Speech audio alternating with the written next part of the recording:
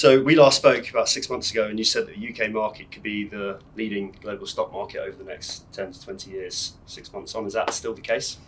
Yes, it's been kind of interesting. We've had a bit of a sort of back and forwards with the US stock market, UK stock market. Generally, markets have been okay this year. They've risen quite nicely.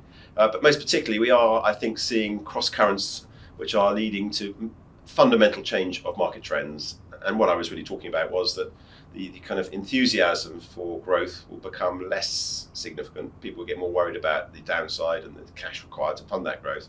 And actually, companies with surplus cash, particularly quoted companies, microcap companies in the UK with surplus cash, won't just be able to survive, but actually be able to thrive because they'll be able to take advantage of other companies' weakness. So I'm absolutely still very convinced that the UK stock market itself has all the right characteristics to be one of the best performing markets in the world. And you also said at the time the UK was teeming with alpha. Is that also still the case now? Yes, and the nature of the UK stock market is it's so much more broad. It has so many more quoted companies down the market cap range, particularly companies below 150 million market cap. Almost half the entire listed companies in London are below 150 million market cap. And as you know, so many of these aren't properly researched, their share prices are reflective of their prospects. So it's not just that these companies can actually survive and thrive in the forthcoming uncertainty, but actually their valuations at entry can be subnormal, which obviously gives the opportunity for delivering alpha. And in these times of slow global growth, should investors be looking at small caps quite keenly? Yes, I mean, I suppose that the nightmare is that I fear that global growth is going to be much more patchy going forward. I think it'll be harder to get good and growing turnover in businesses. Clearly, this is going to be quite a challenge for all companies. Larger companies probably more significantly because they're at big parts of the market, they can't take so much market share. So if world growth does stagnate, then large companies will find it harder to generate good growth.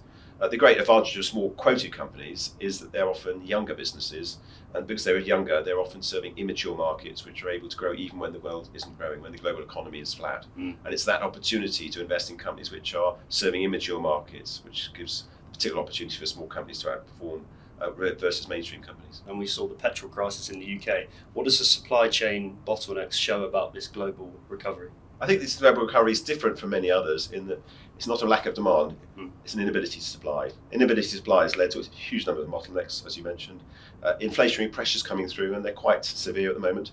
My assumption is actually that global growth is more patchy going forward. I think China may slow, and in both cases I think that will probably lead to the inflationary pressures falling back next year. But unfortunately, I think with all the tax increases, with all the cost increases we've seen this year, I think companies will be coming under margin pressure, and I think there'll be more failure of companies next year.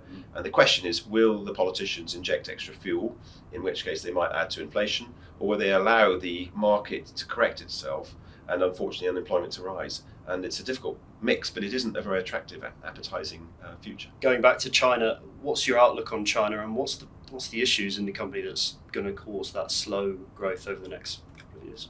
So the Chinese economy has been really the leader of global growth for the last 20 years. It's done so by actually putting an awful lot of debt into the system. The banks are are very large compared with their economy, and they're in a vulnerable position at the moment because if they cut interest rates, the banks become unprofitable. They have a credit crisis like we had in 2008. If they don't cut interest rates, then the economy is slowing because it's got such high interest rates compared with the rest of the world. So either way, the Chinese economy is probably coming to a period of much slower growth, possibly a recession. Will other countries like India, say, not pick up the baton for global growth?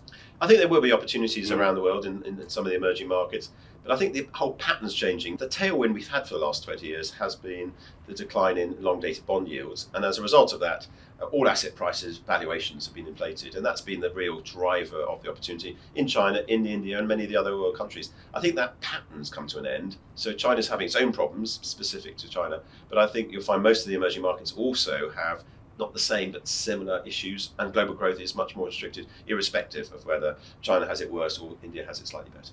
And the recent tax on dividend income, how will that affect investors? I know a lot of the readers for What Investment will be quite keen to hear this answer.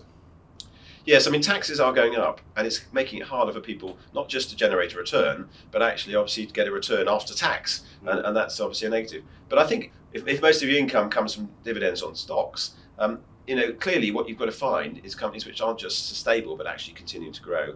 So I think the interest not just in quoted companies but in companies which are able to generate good and growing income will become overwhelming.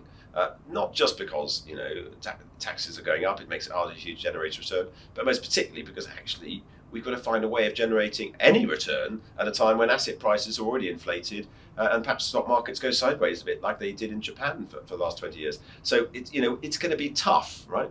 Yeah. But if you can find companies which buck the trend, it's not just you get a rising income, you make some capital gains along the way, and that's going to be the key driver. As I say, I think for the last 30 years, I think the advantages have often been with the private businesses, those which have had a lot of debt. Going forward, I think the companies with risk capital, listed companies with safe balance sheets, taking advantage of the weakness of others, will be the best area to market. So I think actually the number of companies quoted on the stock market will start to increase in the next 10 years, having been gradually declining over the last 20 or 30 years. Looking at the trust, what companies within the portfolio are really interesting you at the moment? Well, the nice thing is we just keep meeting new companies, and what's been a little bit surprising recently is we've actually seen some companies going to market which are UK quoted companies. They've got good opportunities to invest and generate cash paybacks.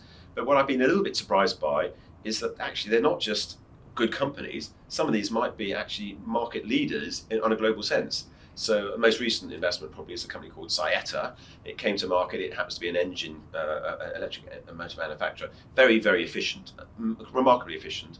But the key issue is that it can actually be used in mopeds in places like India. So if you replace a lot of the diesel or petrol emitting mopeds in India with electric mopeds, then of course the smog will completely clear. So it's talking to all 7 of the largest moped manufacturers in India.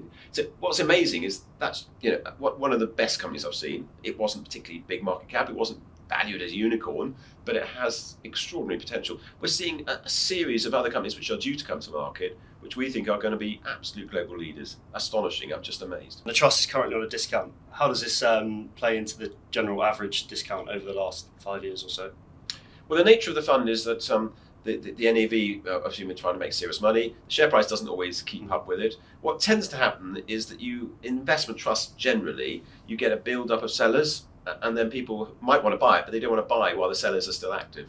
And you get a sort of Mexican standoff. So actually what we make sure is everyone has the opportunity to redeem all of their shares every year at the director's discretion. We've just been through that process last year. We'll go through it again in the coming year. But most particularly, that clears the overhanging sellers. And therefore the fund itself, it might go to a discount at time, but it doesn't go to a significant discount compared with many others. And most particularly, if we're right about the pattern change and the need to get involved in small quoted companies which can grow when the world's not growing, if we find that actually the opportunity for China to grow has also become much less, then going forward we find that these kinds of strategies will become more popular, and therefore it will start to stand at a premium. It stood at a premium briefly in the last 12 months. We think it'll move back to a premium at some stage in the future as well. Excellent. Gervais, thank you very much. It's a real pleasure. Thank you.